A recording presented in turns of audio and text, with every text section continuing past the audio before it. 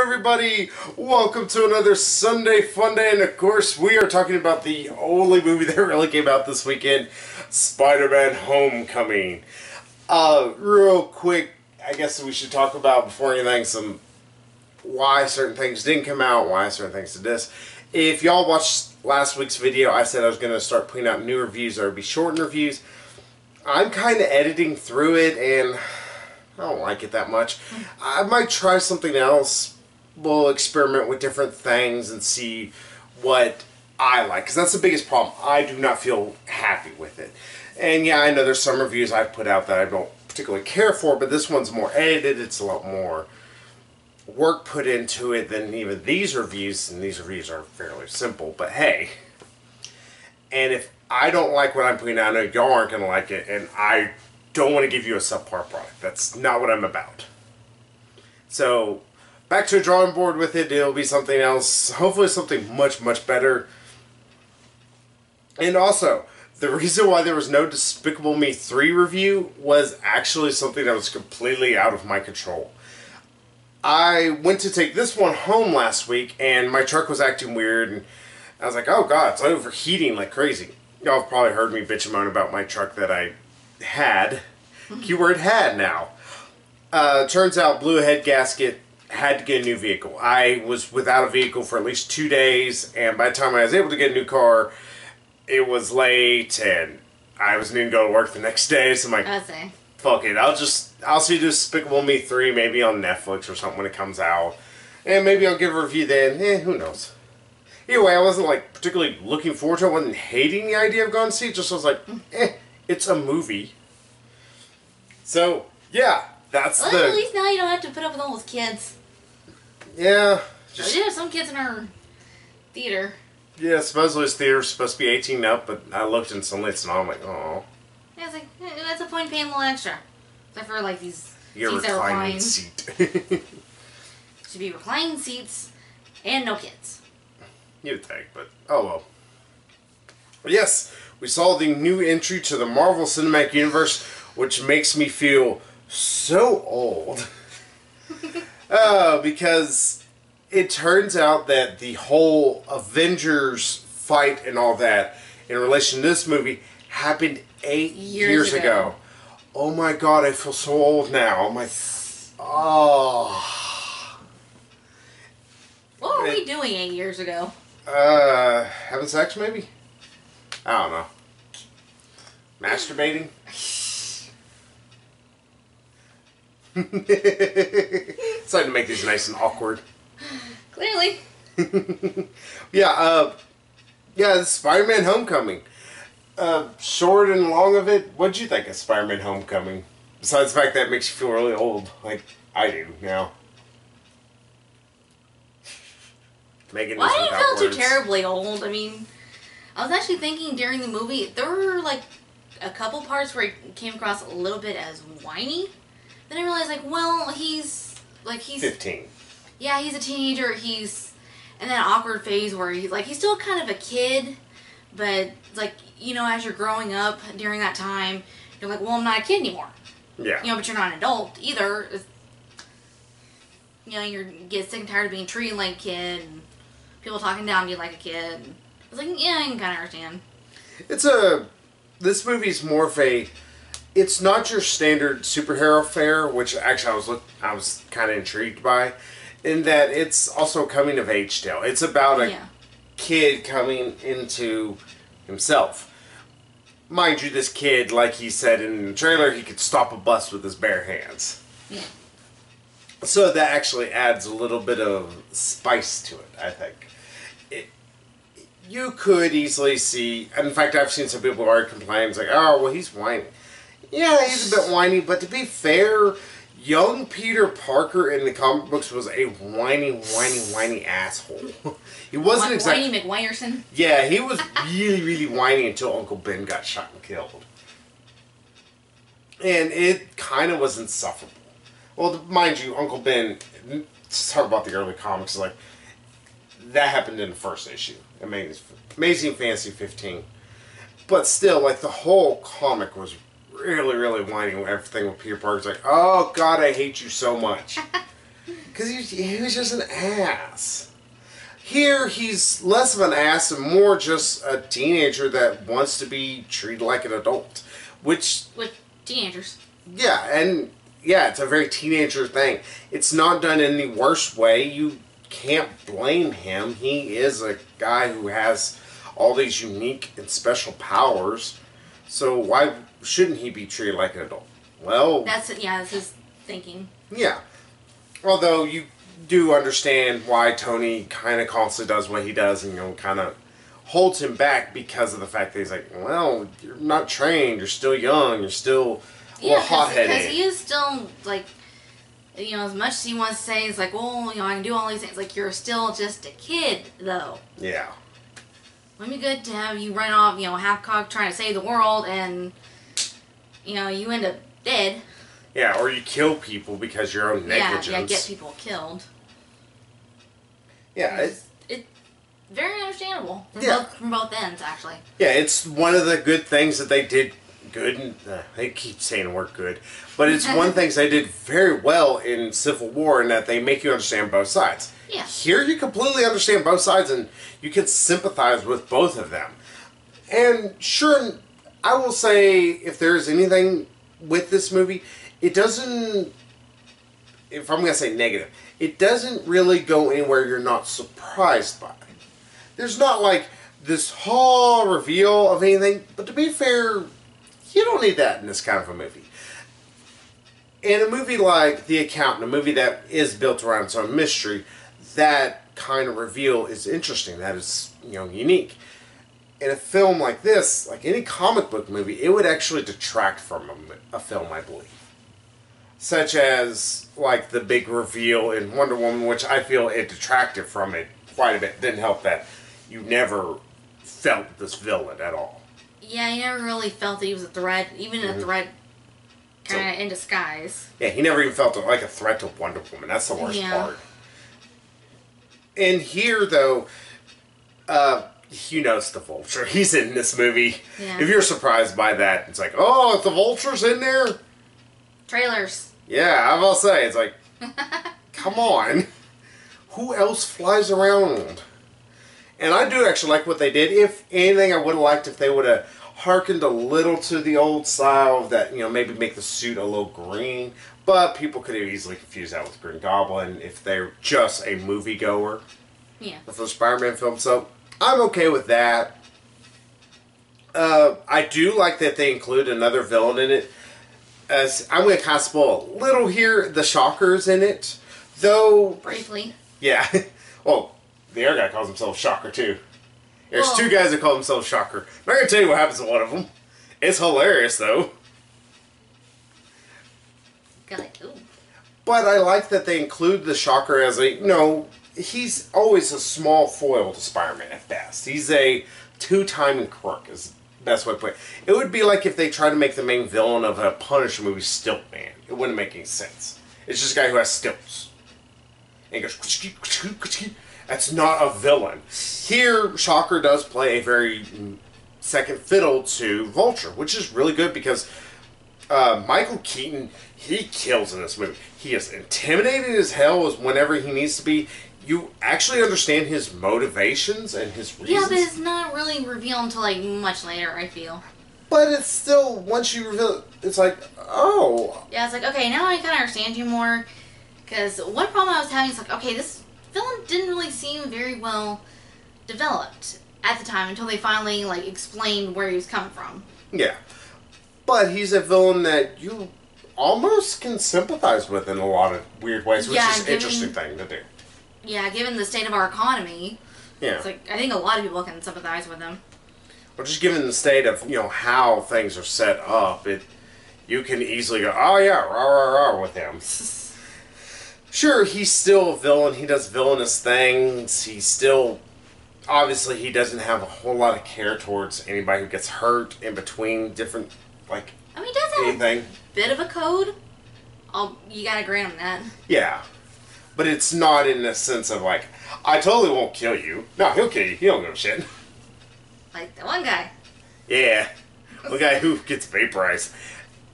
And to speak about the guy who gets vaporized, I'm not even to gonna say fair, why he gets... he threatened to tell the guy's wife and kid about what he was really doing. It's like, well, you know, you're right. I can't afford to have you out there. It's like, you're too dangerous to me.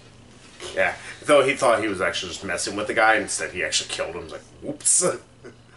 But he was just more like, well, shit, wrong gun. I was like, don't you know this is an anti-gravity gun? That's over there. I was like, okay. That's one thing I actually want to touch upon with this movie. This movie has a lot of really good comedy. You're going to laugh at this movie a lot. Yeah, Tom Holland, he's really good. Like, he's just very, like, oh yeah, greatest thing ever. It's like... He is a teenager at heart. Yeah, just that energy, that, oh my god, you know, just so excited about everything.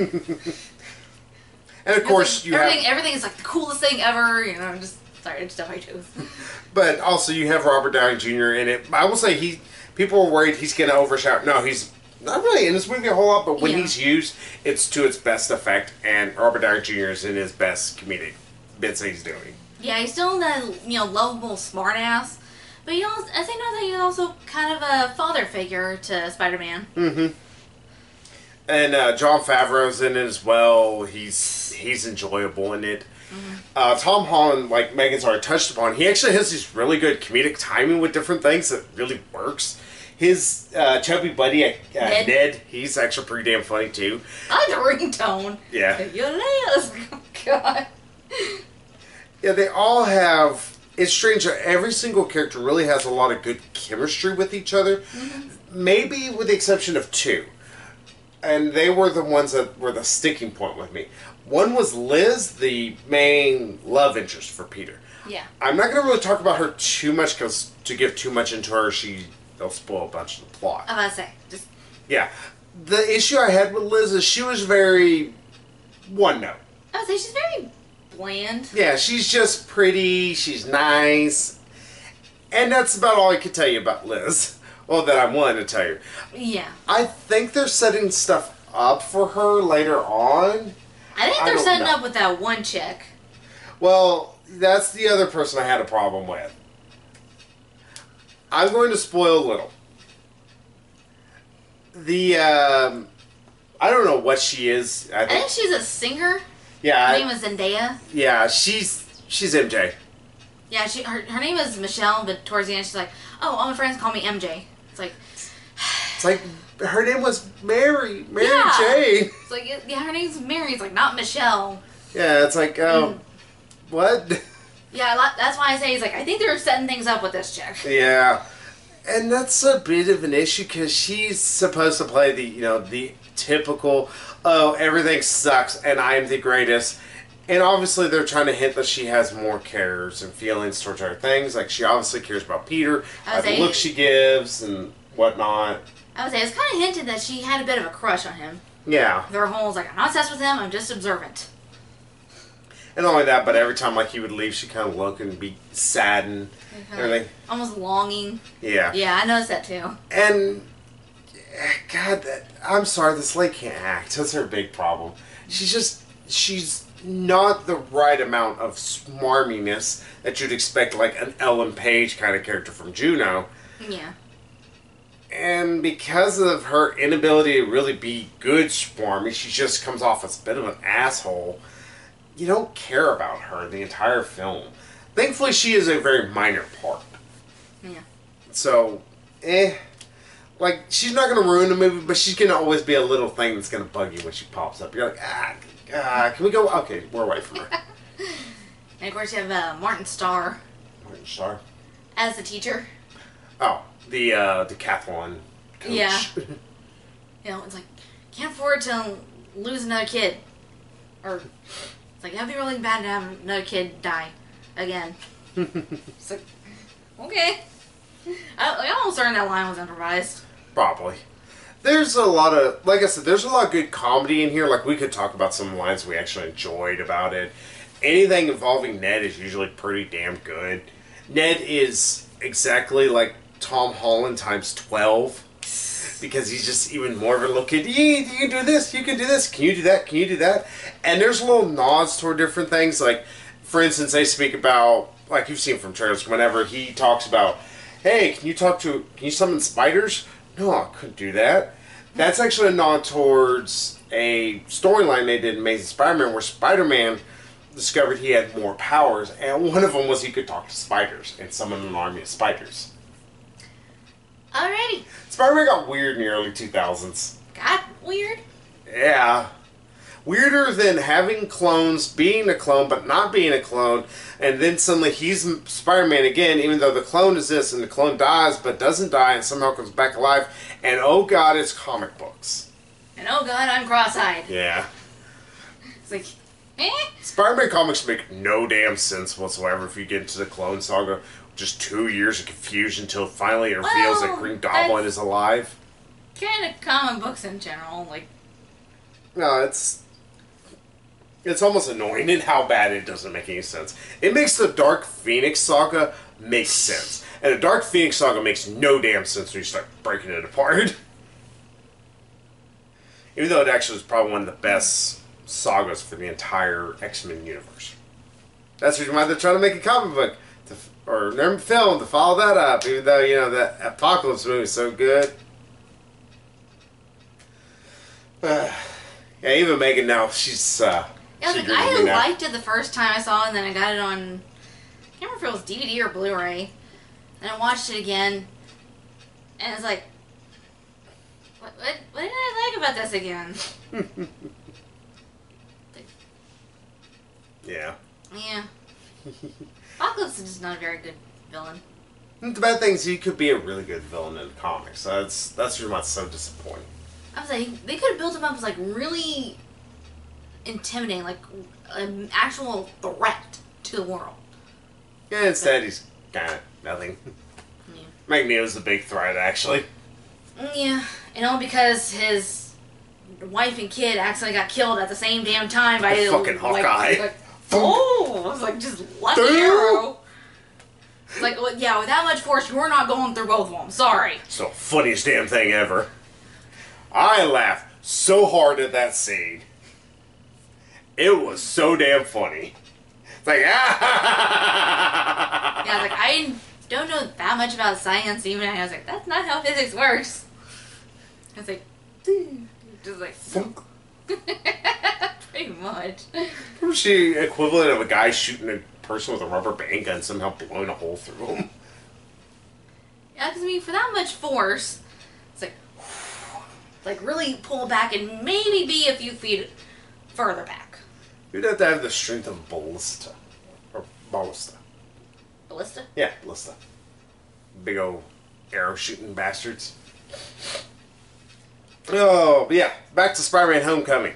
Yeah. Because that's much better to talk about than Fox not understanding X-Men. What about you? Do you have any problems with this movie that you wanted to touch upon?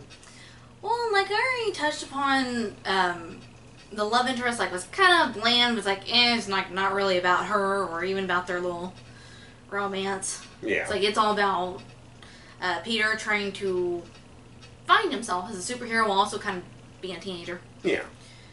So it's like, I can forget. I was like, whatever. Yeah, I did have a bit of a problem with Michael Keaton. Not with his acting. How about saying Michael Keaton scared the shit out of me. I was saying Michael Keaton is good just about anything he does. Mm-hmm. He's probably good in a porn. Yeah, I'm gonna give my dick to you. I'm gonna give you all my dick. Of course, like him being a great detective that we know Batman can be. Mm-hmm. And putting two and two together, it's like... it's like, hey, the great detective strikes again. Yeah. World's greatest detective. Yeah, there you go. Something like that. They get this in comic books. Especially not Batman. Sorry, I'm not a big Batman fan. But, yeah, Michael Keaton's good in anything he is in. I just, for a little bit, I had a problem with his motivations and the fact that, he wasn't really well established before he's, turns to villainy. I think that's less because of his establishments towards villainy and all that. His willingness to be a little bit more flexible with his own morals. That's why I think. Yeah, just to make ends meet. Yeah, you got to realize this is a guy who just probably makes just enough, and then somebody screws him over. Yeah, like he overextends himself and gets screwed over by the government. Actually, not even the government, really. It's Tony. Oh, wait, yeah, Tony Stark. Tony Stark ruins everything. Yeah. Let's just go ahead and admit it. It's like everybody knows Tony Stark fucks up everything he can find. Yeah. But yeah, he's willing to be a little bit more loose with his morals because of this, you know. Yeah, because he does have a family to take care of. Yeah.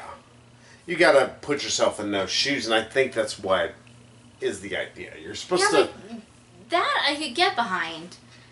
But this big grudge he had against the Avengers in general, and, like, just... I think he had less of a grudge and more of a just, why do we need them?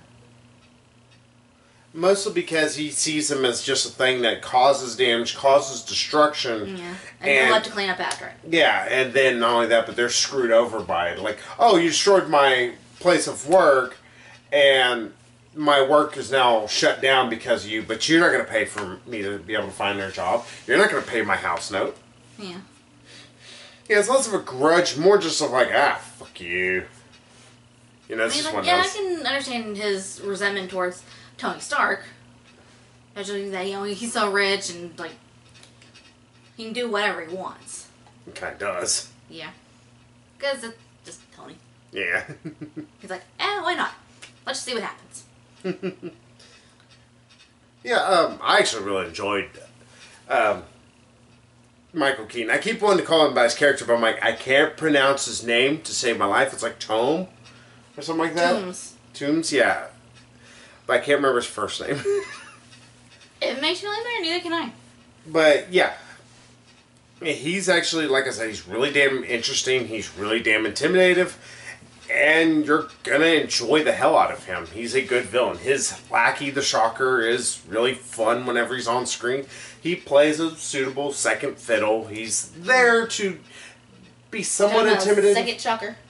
Yeah, whichever Shocker you want to go with. Yeah. But he's there to be intimidative enough to seem like he could be somewhat of a threat, but not enough that he's the main bad guy, which is a problem a lot of movies have whenever they try to juggle more Spider-Man villains together. Which is a issue they did with Spider-Man 3, I'll fully admit. Mm-hmm. It's like just too many villains just kind of crammed in there, like too much going on. It's like... Too many cooks. Too many cooks. Yeah, I didn't sing the song. Heavy I can hit you with. I think, yeah, that seems mean.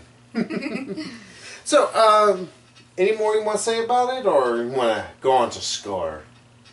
Well, like I was saying, it's like, at first I did have a problem until they kind of gave more of a backstory and started explaining him a bit more. It's like, okay. Mm-hmm. Also, like, this has a lot to do with the other films, but it never feels like it has to be, you know, a big part of the film. Or the other Marvel Cinematic Universe, in a way. Like, it feels like a good side story that... It feels like a nice side quest to go on where you discover a lot about this character. Yeah, there's stuff about the Avengers and the Chitauri. Yeah. How are it pronounced? The Skrulls, for those of us who actually call them that. The Avengers still call them the Chitauri. It's like, damn it, call them the Skrulls! That's all they are in all essence. Yeah, there's a little bit about them at the beginning to let you know when it starts, and... There's stuff about the Sokovia Accords from Civil War. Yeah, there's a little nod to that, and also a little bit of Civil War being told from Peter Parker's perspective. It's like, oh my god, coolest thing! I took Captain Shield and yeah, like just yeah, he does this like little like video diary kind of thing. Yeah, a little vlog, and it's just the most hilarious damn thing you've ever seen. It's like, so why are they calling you Happy? It's like partition going up. Like, okay. Oh, and also there's stuff for Avengers 2, which is actually kind of cool. When they talk about Ultron, different stuff from Ultron. It's like, that's actually pretty neat. I know they mentioned Vision. Mm-hmm. Like his room's going to be next to Vision at the Avengers headquarters. Yeah, and he's like, Warren, Vision doesn't care about doors. Yeah, he's not big on doors. Or walls. Pretty funny. Yeah. Like I said, what surprised this movie was so damn funny. Like, I laughed throughout almost this entire damn movie. If you do not laugh at this movie, you're a big curmudgeon. I will just say that much. Yeah, I just like, what the fuck? Yeah. Little ending. End credits. Yeah, Yeah, it was really funny. Just. Oh, another thing I will say about this movie, if I can give some more praise to this film, because, I'm not done slobbing this thing's knob. This film feels like exactly what a Spider-Man movie needs to be. It doesn't involve, like, the end of the world, which is good, because it's not Spider-Man's style. It feels like a tale that Spider-Man would deal with. And, in fact, there's a lot of constant nods, like, oh, the Avengers aren't going to come worry about us. Why? Because we're just small time. It's like they're going to worry about, saving the world. What are they going to stop us for? It's a neat little idea to talk about the fact why there will be more movies such as Spider-Man. Hey, Marvel, want to do a Dark Hawk movie? Or Moon Knight? I put up with that shit. But it feels like it does talk about, these smaller heroes can shine. And it even says, like, well, we can give them bad guys for them to fight. It's one of the things that Marvel does need to keep expanding upon. It's what helped to make Logan so fantastic. It's what makes this movie so great. In that the villain feels like a threat to the hero and a threat to possibly the city and people's lives, but he never feels like he's going to get out of control, and then you're wondering, wait, where's the Hulk? Why is the Hulk not here? Where's Thor? Why is Cap not here? Why isn't Bucky here? Why isn't anybody else here? Why is this one person here? Here, it makes sense. It's too small of a problem. Yeah, though Captain America does pop up every now and then. Yeah, every time they pop up, you all seen the trailer when he's like, so do you know him? I stole his shield. That little bit where he's talking to Ned. Those keep popping up, these like little not serialized. These little vignettes, I guess you could call them almost. Yeah, these little shorts. Yeah. With Captain America. They are the funniest damn thing ever. Yeah, it's like, it feels like a very like 1950s or 60s kind of educational film they would show you in school. It's like, now kids, you may think you're cool for whatever you did to get attention, but the only way to be cool is to follow the rules. It's like, oh. It's just so cheesy, but it's Captain America. It's like, Yeah, it is exactly what you would hear Steve Rogers say, and you're like, I love this so much. How did y'all get Chris Evans to do this? Yeah, I just love his last lecture about patience. Yeah. Oh yeah, real quick, want to tell y'all, stay after the credits. You're not gonna be disappointed. It's pretty damn good. Yeah. But yeah, like I said, the Captain America stuff, all this comedy was really invigorating because it felt like a Spider-Man movie. Yeah, I think it was very appropriate. I mean, there was some serious stuff going on, but it still managed to keep things very lighthearted. I mean, considering he's just a kid, it's like it's actually very, like I said, very appropriate. Well, not only that, but that's how Spider-Man is. Spider-Man. And yeah, we didn't get a lot of that.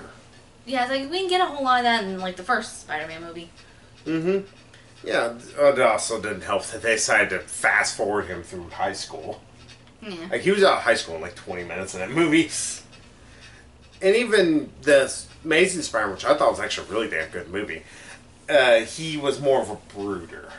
Even though it's like, I didn't care for that bit, but still, when they had him not be brooding, it was actually pretty damn good. This, it focused on more of the lighthearted aspects and allowed Spider-Man to brood a little, only when it was important. Yeah. Him trying to figure out, it's like, what is he going to do in this situation? Yeah. Yeah. So, what did you feel like saying for the finest girl of this movies? Whatever the hell that was. Yeah, that was words that were spliced together. But what would you give this movie as a final score? I think I'd give it a 9. Give it a 9? Good solid 9. Well, we've been in agreement a lot lately because that's what I'm giving it. Like I said, the biggest problem, the female lead isn't particularly wonderful. The MJ lady, she's forgettable. And that's kind of about it, and it seems like it'd be such a minor thing to kind of pick on this movie, but it is enough that it does distract a little from the film. Because it's like, oh, okay, this girl's on screen, cool, this movie's going to slow down for a good 5 minutes here. It's not like they don't have chemistry. They kind of have a little bit of chemistry, Tom Holland and this girl. Just, it's nothing ever enough that you really give a shit. And you're like, alright, come on. Okay, well, she's done. Good. Get off the street. Like I said, never enough to derail, but enough to make it like, alright, come on. Let's hurry this. Okay, there we go. The movie's back on. Yeah, you more just want to root for him because, you know, he is the main character. You want to, it's like, oh, you know, go ahead and get that date with her. Yeah, but you don't care about her as a character. Yeah, it's like, she's very forgettable, very bland. Yeah, like, people are going to ask me in a week, what's her name? I'll go. I don't remember it was Liz because he was about to name the... Yeah, he was about to name his suit that he actually talks to. Yeah, suit lady. I think she was voiced by Jennifer Connelly. That's what said in the end crowd. It's like, huh. Well, Labyrinth money only lasts so long. Yeah. So, yeah, that's Spider-Man Homecoming. Go see this movie. We didn't see it in 3D, but who cares? It doesn't really add anything to it, I don't believe. I didn't see anything that would have been particularly great looking in 3D. I haven't seen a good 3D movie in a while. Yeah. I mean, I've actually seen a number of movies in 3D, and none of them have been that wonderful. They've all been forgettable 3D. Still, it's like nothing seems to be able to get the atmospheric, feelings such as, like, Avatar. It's the bad thing. It's the one started, and it's the one that does best. There's been shit since. Yeah. So, Spider-Man Homecoming was this week. That was awesome. Because I'm not looking forward to next week. I so don't want to go see War for the Planet of the Apes.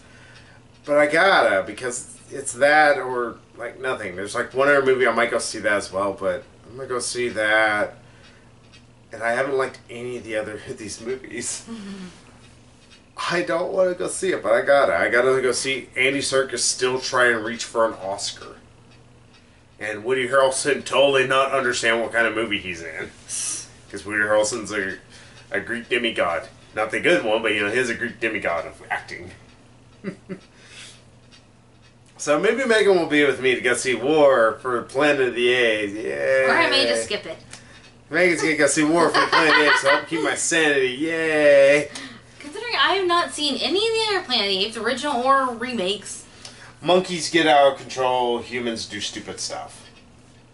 I summed the movie up there. All 8 or 9 Sherlock. of these movies, and that's about it. Way too many of them. Yeah, there's like 6 of the original Planet of the Apes.